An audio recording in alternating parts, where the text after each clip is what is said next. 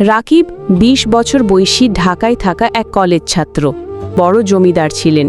এখন গ্রামে শুধু একটা পুরনো জমিদার বাড়ি রয়ে গেছে, মোহনপুর জমিদার বাড়ি। রাকিবের বাবার মৃত্যুর পর উইলে লেখার কথা পড়ে, তুমি মোহনপুর বাড়ির মালিক, কিন্তু সেখানে যাওয়ার আগে জানতে হবে তোমার জমিদার পরিবার এক বড় পাপ করেছে। রাকিব গ্রামে ফিরে আসে। গাড়ি থেকে নামতেই লোকজন চোখ বড় করে তাকায়।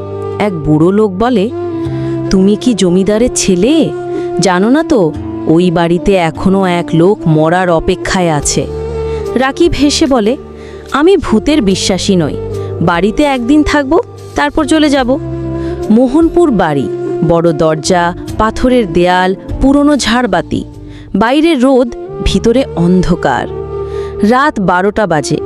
রাকিব লাইট বন্ধ করে ঘুমাতে যাবার সময় দেখতে পায় টেবিলের ওপর একটা পুরানো খাতা পড়ে আছে। খাতার কভার লেখা শপথ 1947।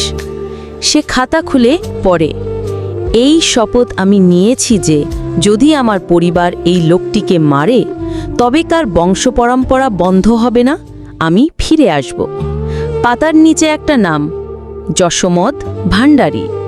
রাকিব ভেবে নেয় এটা শুধু একটা গল্প। পরের পাতায় সে এক ছবিও দেখে, একজন রাগী মানুষ, কালো লুঙ্গি, মাথায় পাগড়ি, চোখ সাদা। ছবির নিচে লেখা, এই লোকটিকে জমিদারের বাবা হাত দিয়ে পুকুরে ফেলে দিয়েছিল, মৃত্যু হয়নি, শুধু ডুবিয়ে রাখা হয়েছিল।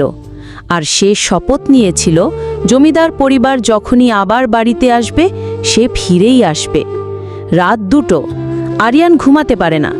ঠিক তখন বাড়ির বারান্দায় কেউ লুঙ্গি ঘষে হাঁটছে। আওয়াজ, ছাপ ছাপ ছাপ। সে বেরিয়ে দেখে কিছুই না, কিন্তু দেয়ালে লুঙ্গির ছাপ পড়ে আছে।